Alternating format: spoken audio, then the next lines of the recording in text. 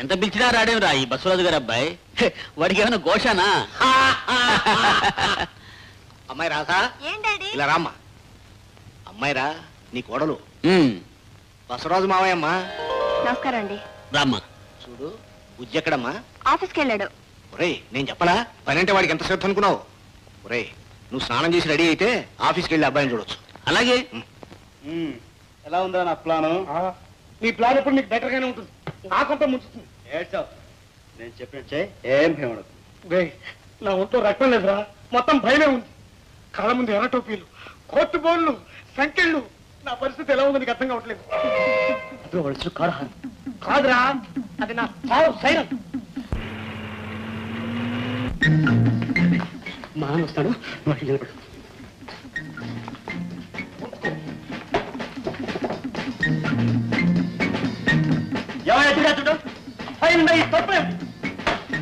ఎంత తేడా వచ్చో తెలుసా? 93 పైసలు. ఒక్కొక్క పైసా మన్నపతి గారి ఒక్కొక్క చెవడ పుట్టయ్యా, చెవడ పుట్టు.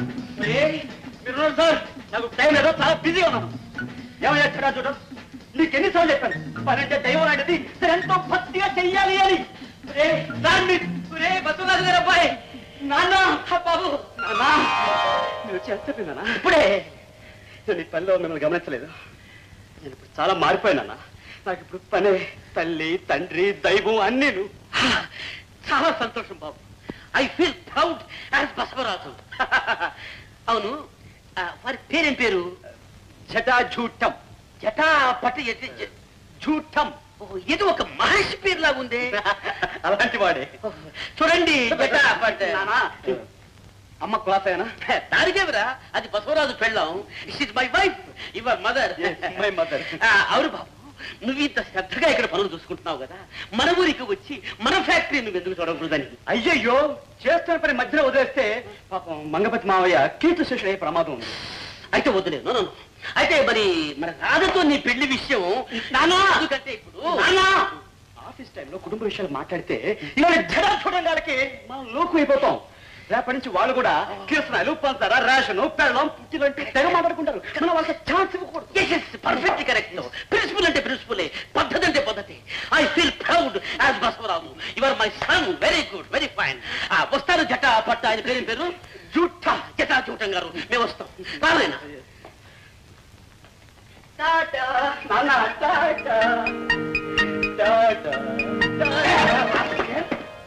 జటా చూటన్నా, నాకు తలవాజని చివాకి పెడతావా? నా తిట్లని నీకు దీవెనరా? దీవెన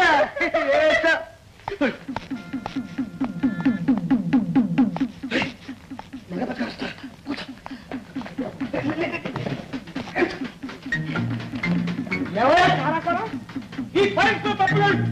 నిన్ను చావుకొచ్చి వేస్ట్ పిల్లలేదా? నీ డైలాగ్ ఆపే. నా పాత్రకి ఇచ్చిన డైలాగ్ అయిపోయే వరకు నేను ఆపను. ఏమయ్యా కారపోరా, నువ్వు చేసేది పెద్ద నేర.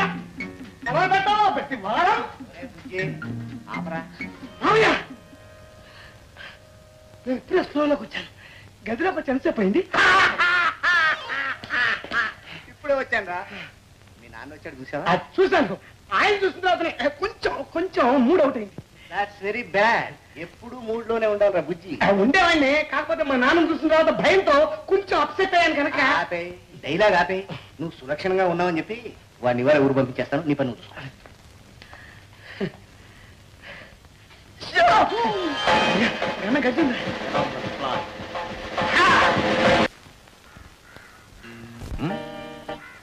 చెల్లెమ్మ చెల్లెమ్మ, నేను కాల్లో పడి చచ్చిపోతున్నాను. ఎలాగో చచ్చిపోతున్నా కాబట్టి రాత్రికి నా కూడుంచొద్దు. నాన్నకి నా దీవెనలు దండాలని చెప్పు. అన్నయ్య, అర్థం లేకుండా రోడ్డు మీద గోలేంటి? సిగ్గులేదు? సిగ్గు లేదు, తాగడానికి మందు లేదు, ఆ సారా కొట్టి ఏరైకి బాకీ తీర్చడానికి డబ్బు లేదు. అందుకని ఎలాగో చచ్చిపోతున్నా కాబట్టి ఆఫ్టర్ ఆల్ 2 రూపీస్ ఇచ్చామంటే మందు కొట్టి చచ్చిపోతా. తాగి నువ్వెందుకు వస్తావు? మమ్మల్ని చంపుతావు గాని. చావడానికి ప్రయత్నం చేస్తా. 2 రూపీస్, ఓన్లీ 2 రూపీస్ ఇస్తా. 2 రూపీస్. ఈ తాగుడు దెయ్యం నిన్ను వదిలితే తప్ప నువ్వు బాగుపడవు. ఇదిగో సిస్టర్, ఒకవేళ చావడానికి వీలు లేకపోతే బతకడానికి తిండి కావాలి కదా, కూడుంచమా. వస్తా, మందు కొట్టి వస్తా. ఈ మందు బ్రతకల్లా గాని మందులో ముంచేస్తే మన పని జరగవచ్చు. 2 రూపీ చొక్క, 2 రూపీ చొక్కా. గురు గురు ఇదేంటి మధ్యలో? నీతో పని ఉంది. త్వరగా చెప్ప, చొక్కేసుకోవాలి. ఇవాళ మా బాబు చచ్చిన రోజు. అయితే ఓ పని చేయి, కూర్చొని బాధపడు. అది కాదయ్యా, ఆయనకి విస్కీ బ్రాంతిలు అంటే చాలా ఇష్టం. మరి నాకు ఎప్పుడు కనిపించలేదే.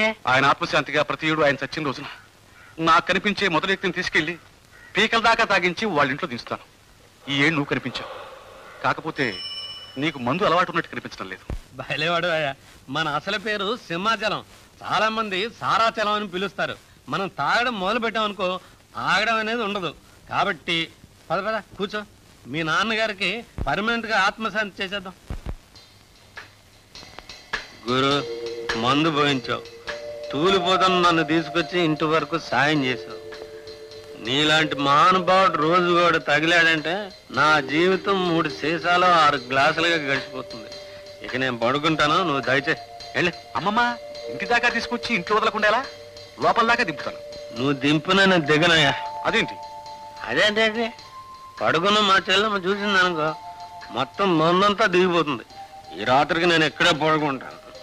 నువ్వు ఇక్కడే పడుకోవయ్యా, కానీ మీ చెల్లెమ్మ ఎక్కడ పడుకుంటుంది అని. మీ చెల్లెమ్మ మంచమే పడుకుంటుంది. అదిగో అక్కడ పడుకుంది. అవును, మా చెల్లెమ్మ కూడా నీకెందుకు? అదే లేదు, కాసేపు దేశ పరిస్థితులు చర్చిద్దామని. సరే, చర్చించుకోండి, నేను ఇక్కడ పడుకుంటాను.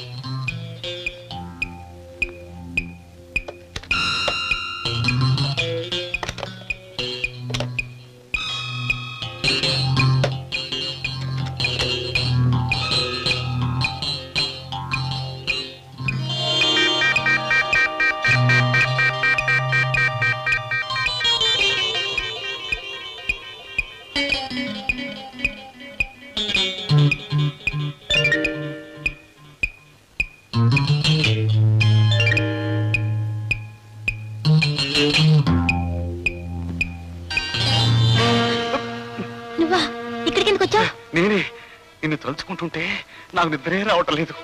నువ్వు జో కొడతావేమోనని. జో కొట్టడం కాదు, నేను అరిస్తే. చలం, ఇక్కడ పడుకున్నావేంట్రా?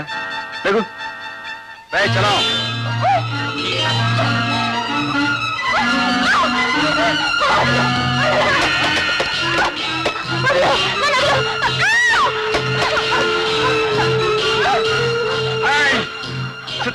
పక్కడు,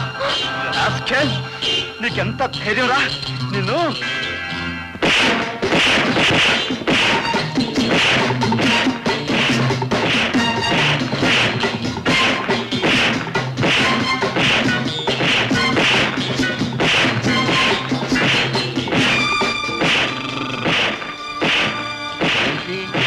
బాజాలు మోగుతున్నట్టున్నాయి. ఆడపిల్ల ఒంటరిగా దొరికింది కదా అని అన్యాయం చేయబోని నిన్ను నా చంపినా పాపం లేదు.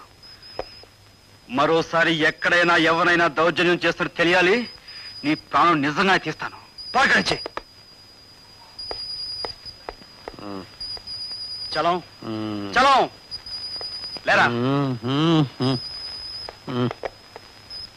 వాడిని ఇక్కడికి తీసుకొచ్చి నువ్వేనా? ఆడే నన్ను తీసుకొచ్చాడు. నీ చెల్లెలు వాడు పక్క గదిలో దౌర్జన్యం చేస్తుంటే నువ్వు ఇక్కడ తాగిపడున్నావా? సిగ్గులేదు?